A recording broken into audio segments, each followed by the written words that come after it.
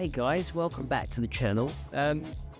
Yeah, bit of an interesting one this week. I do an annual trip with my two best friends, and every year we choose somewhere different, and this year we decided to go to Morocco, which was kind of last minute. And then on top of that, as things happened, one of my two best mates has got some friends over here in Morocco.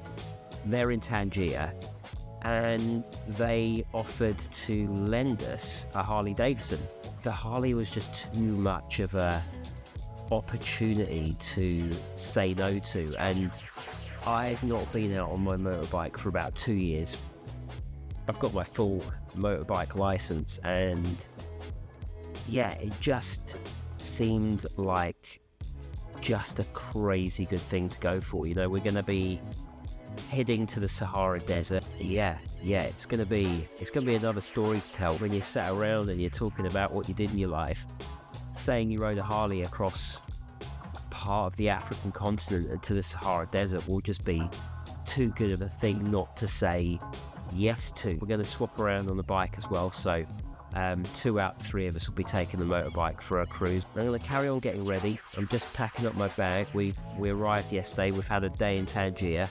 And yeah, bag packed, up first thing tomorrow morning. Good morning. So I still don't know what this motorbike is, but here it is in the parking lot. I know it's a Harley Davidson. I know it's a 2022 model. And at some point on this trip, I'll find out a little bit more about it. But yeah, it looks absolutely beautiful.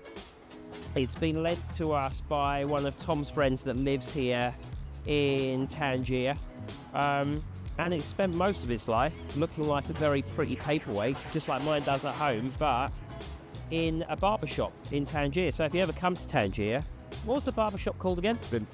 Vintage. Look up the Vintage barbershop and you might very well see this bike. But just waiting for Tom to come downstairs, and then we'll be on the road on this thing.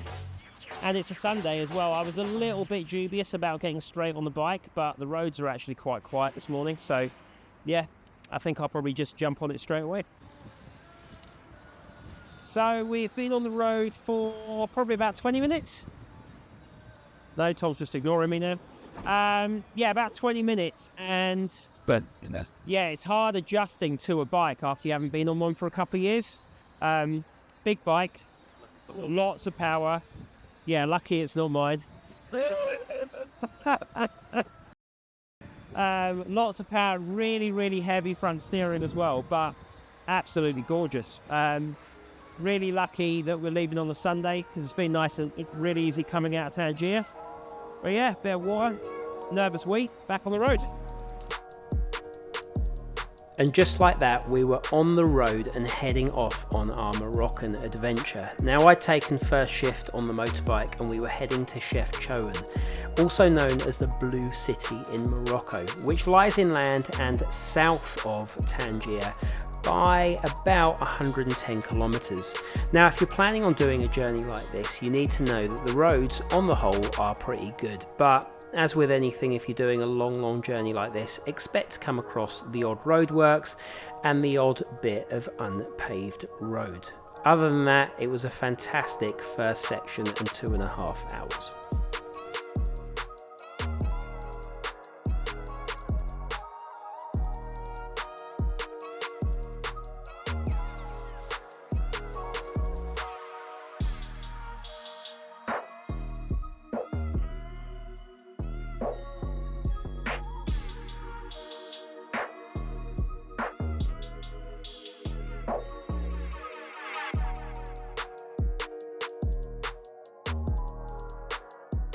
This thing is super talky. I promise we will talk about the motorbike a little bit more in this video, but the drive and just adjusting to the Moroccan temperature, and it's super cool as well, especially when you go through the mountains.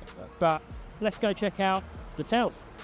Well, when you get to Morocco and you kind of park up or you're walking through the streets, you'll always come across someone who has a brother or an uncle that runs a restaurant, and that roll of the dice sometimes means you can end up somewhere absolutely horrendous, or you can end up somewhere like we have, which is on the roof of a restaurant, pretty much at the top of the town, and it's absolutely gorgeous up here. Up until a couple of minutes ago, we were the only people up here, and the views, I'll get some shots of it, but it is absolutely, well, not that so much. Tom? Yeah. Hello. Boom. Can I say stuff to ruin your video? Yeah, go on then. Yeah. Banana hammocks. Look at my face. Anyway, enough of that. Yeah, I was just Googling about why the city's blue, and there's about 20 different reasons. Some believe that the local Jewish population brought the culture of painting buildings blue here. Others think because it symbolises the Mediterranean, even though we're well over an hour away from any sort of sea whatsoever. And then there's more practical reasons, like keeping mosquitoes away. I don't know if they're scared of the colour blue, but that is also something I Googled. But we're going to get some food. We've just ordered a 3-course meal, and it's coming at about, was it $15 each? Yeah, £15 a head. And definitely VIP we're getting, because there's an entire restaurant downstairs that's full of people. But yeah, let's see what the food's like. Food was great, and before we knew it, we were doing a little bit more sightseeing before we had to get back on the road. Chefchaouen wasn't our final destination of the day, and we still had a good 4 hours to get to Fez, where we had a riad booked for the night. So we've been on the road for, what, half an hour? 40 minutes? And we're in Tom's newly painted van, but Kev was going up a hill a bit earlier and it sounded like it was out of gear, so it was slipping, it was revving but it wasn't going anywhere. And I've got a feeling if I ask Tom if the clutch in this has ever been changed, the answer's going to be no. So, Tom? Yo. When you left for Africa, driving all that way, change the clutch, do the cam belt? Oh, why, what's up? Do anything to the car at all? Did you? Why? Service? Service? Yeah. Yeah. No, did you have a service or did you do the service? No, I had a service. What's wrong? The clutch is slipping. So it's struggling a little bit, to be fair. The problem with travelling is you always try and fit far more than you should do into a day. And at this point we were looking at arriving in Fez for about 9 o'clock. Being further up in Morocco, further in the north and the south, the weather was colder, especially when the sun dipped, and at this time of year, around March, it gets dark around about 7:30. So we soldiered on, and we thought we found a quicker route to Fez, coming off one of the national roads and then following a smaller road. This didn't end up being the best decision we made. We stopped for a little while to enjoy the views and the corroded road we were on, and then pushed on for another hour and a half before we got to Fez, where our riad was booked.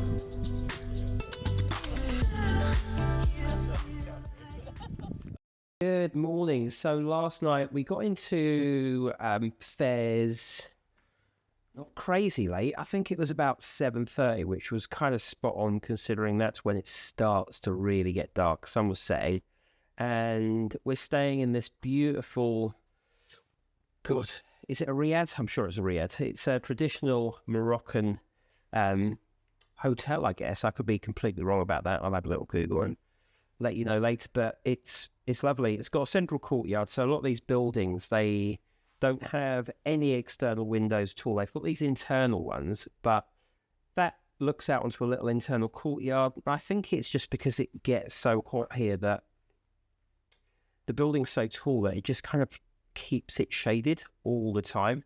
Nice little pool out there as well. Going to go down and see what breakfast is like, but feeling all right. A 7.5, 8 hour day on the road. That's what Google says. So realistically, we're probably going to be on the road for 10 hours. There's at least 2 of us using the motorbike today. So certainly not going to be doing all that by myself. And we'll probably switch a little bit more regularly than we did yesterday to give ourselves a good break. But yeah, let's get downstairs, see Tom and Kevin for breakfast. And then I think we're going to go and check out the tannery, which is definitely a must-see if you come to Fez. I've seen it before, but be always good to see again. Before we arrived, Tom was telling us how warm it is in Morocco and that He basically just had to travel in shorts and a t-shirt, but we've come down for breakfast, and what's the weather like today? Pretty cold. I've got 2 jumpers on. 2 jumpers, and was it 1 degrees today? Feels like -1 in nothing different. Oh, feels like -1. So I'm going to throw in an 80-mile wind chill on there, and I'll be struggling. Lost in the Madeira. Part 2. Oh, sorry. Hello. Lovely. So we're in the Medina at the moment, but it's super, super quiet really early. But quite nice and cool. Probably the last time I'm going to say it's nice and cool today. Finally managed to find our way to the tannery, which is just over here. But I think there's a little bit of a better viewpoint. But I tell you what, Morocco. Thank you. Morocco at this time of day, I've got to say, is just beautiful when it's just waking up. Blue skies, nice and cool. Tom, did you say there's 3 tanneries? Yeah, there's 3 or 4. So there's 3 or 4. So if you have got like Google Maps out and you want to know where you're actually going and you're aiming for the main tannery and someone comes up to you and tells you they know another way to the tannery, it's probably because they may want to take you to a smaller one. I don't think there's anywhere else in the world like it. It's such a unique experience, and you've got all these different pots with all these different colours, and they use natural products. What were they using? Saffron? Yeah, they were using saffron earlier to dye some of the leathers yellow, and it absolutely stinks. They give you mint, which is an absolute lifesaver. And I think we're going to maybe go and get a tea as well in a second. But no, it's lovely. If you're coming to Fez, I'd say this is probably my number 1 thing to do here, just as an experience, because you won't experience it anywhere else. Kevin, how do you think you wore the right footwear to tannery? No, I think the shoes I bought in Pen are not ideal. I've got my walkie shoes, Vortex boots, but no.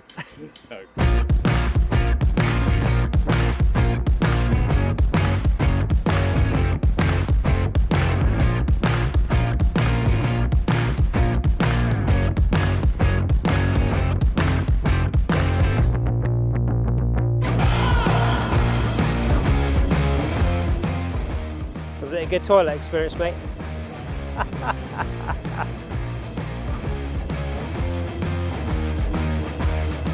Bit of motorway, bit of back roads, and then the roads keep kind of changing from roads to mud to gravel. So the bike is definitely getting a full workout this time. This is the first time we haven't stopped at a Shell, kind of that's the preference.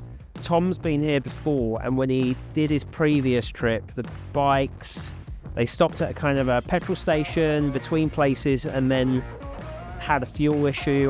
They think it might have been bad petrol. So again, just been trying to stick to Shells, but we're all good. The sun is shining, it's beautiful. I've got a feeling it's going to get very cold when we get into the mountains, but we're going to be switching over every hour and a half this time.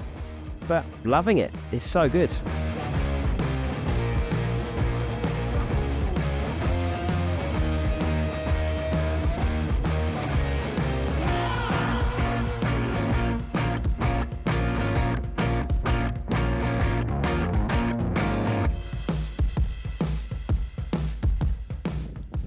So, I think we've been on the road for about 2.5 hours now. We've just come through a place called Ifran, which I've actually been to probably 5 or 6 years ago.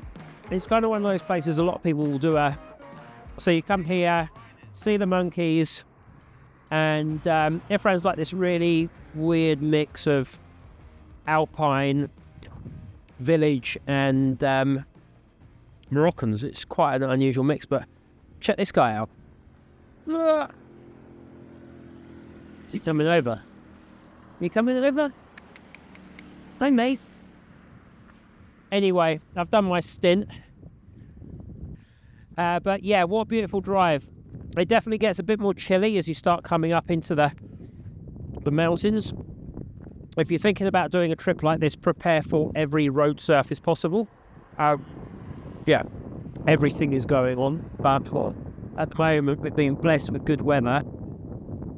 Anyway, the boys are just planning the trip on their phones.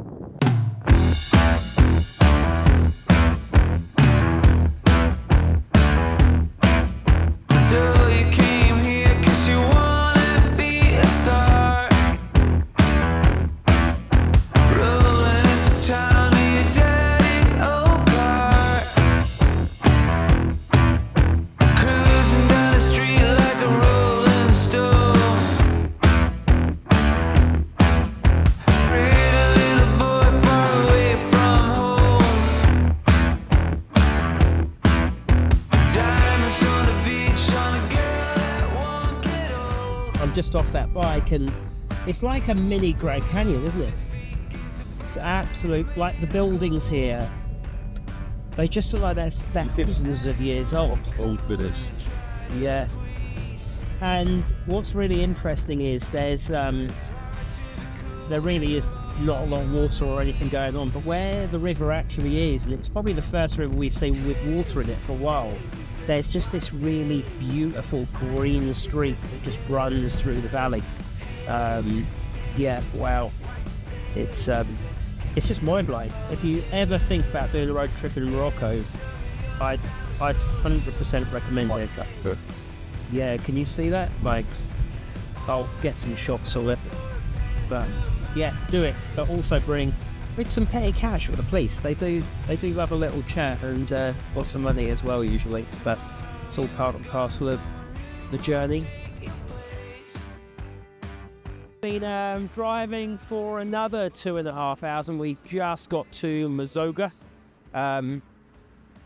Yeah, it's it'll be interesting to see what it's like tomorrow. Like the Sahara literally starts where Merzouga finishes, so should be super cool. But I am tired. I'm very interested to see what this place is like in the morning. We'll all fill it up and then we'll crack on. So we're in Merzouga. I feel like I'm in Star Wars. Wow, this is crazy. So we're just heading up to the terrace because we're on the edge of the Sahara at the moment. So apparently we should be able to see the actual desert from where we are. It's quite a start and stop. It doesn't gradually change with the oh, holy shit.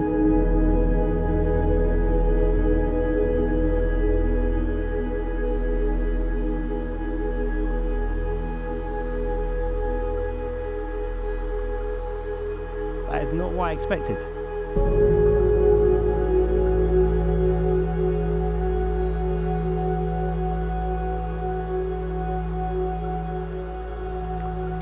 Nothing really prepares you for seeing the Sahara for the first time. It's such an incredible thing to see with your own eyes that no amount of photography or videography will ever really give you that experience unless you go and experience it for yourself.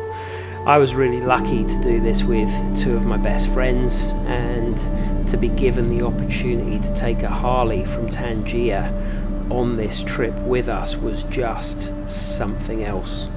We still had just over a mile to go to get to the actual desert, so we packed our bags, got on the vehicles and headed back out.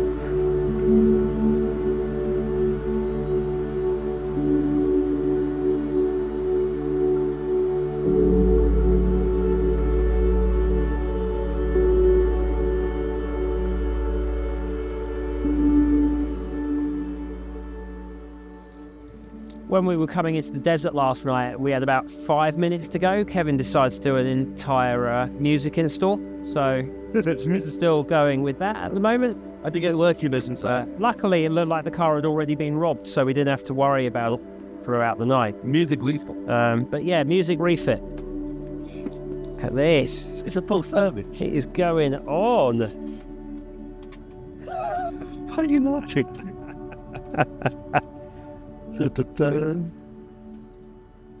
Right, let's talk about the Harley Davidson that we've been taking across Morocco for the last few days. Now, I'm not really a bike guy, and I know you bike guys are probably wondering how the hell I got this lucky to ride a bike like this across Morocco for the last 2 days. And we had a couple of friends in Morocco that offered us the experience.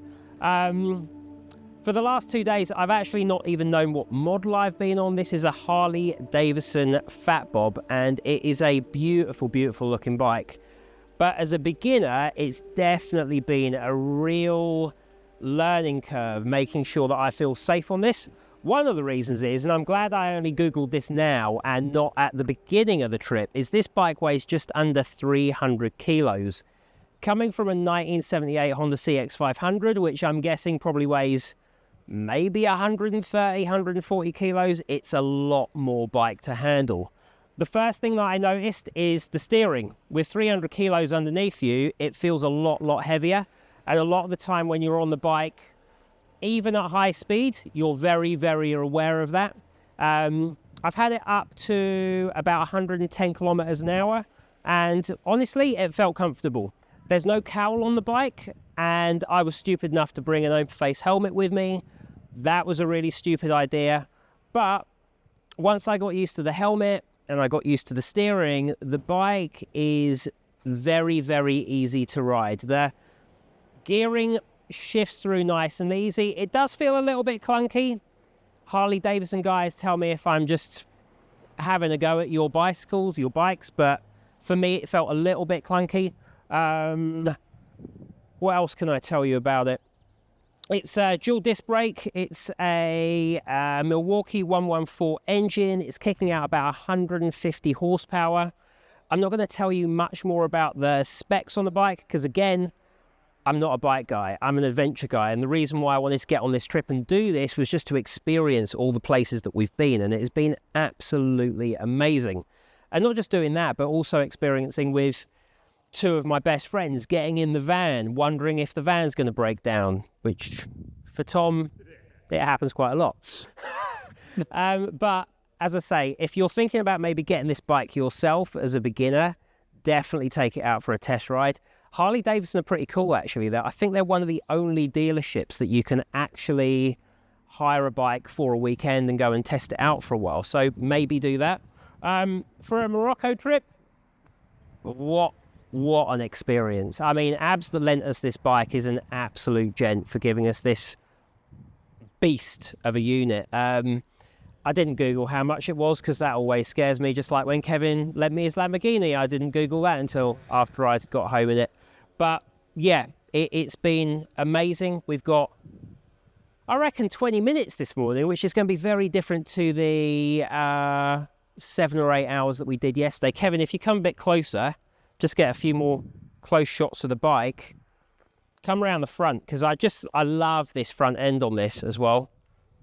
It's so nice, really nice wide bars. As I say, dual front discs, forged aluminium wheels. It's a 212 exhaust. Sounds lovely as standard. From what I've seen on YouTube as well, these bikes can be heavily upgraded, but you know what? It's good to go, turnkey. Anyway, let's get on the road. Let's go and see how many more times we can get fined in the next half an hour of riding. And yeah, let's go find the desert. Yeah, anything else to add on the bike, Tom? Actually, a really nice bike to ride. It is lovely, isn't it? The weight's very low, so while she is heavy, she feels comfortable on the road. She sticks to the road quite well, actually. Going over sand that is across the road. Not so much fun, but it's got a really big seat to shoot yourself on. And it was deep.